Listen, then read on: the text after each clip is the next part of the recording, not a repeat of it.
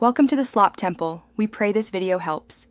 You begin by removing any case and screen protector because physical pressure or trapped debris often causes phantom touches.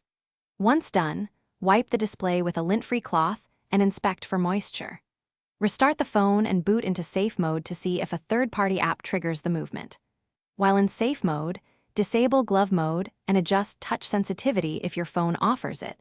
This rules out simple configuration issues before deeper troubleshooting. You now target software, check recently installed or updated apps, and uninstall any suspicious candidates because background services can simulate touches. Make sure the system and apps are up to date.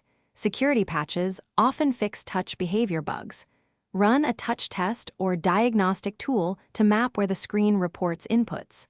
If tests show phantom inputs near the edges, reset accessibility features and gesture controls, since misconfigured shortcuts can appear as auto movement. You wrap up by backing up your data, and if software steps failed, performing a factory reset as a last software resort. Once done, inspect hardware. Press gently around the frame to detect loose seams or listen for movement. Also check for a swollen battery pushing the screen up. If hardware signs exist or the reset didn't help, replace the digitizer or full screen assembly or consult a repair shop. Troubleshooting tip: if the issue is intermittent, recreate it while connected to a diagnostics tool to capture logs. Thanks for watching.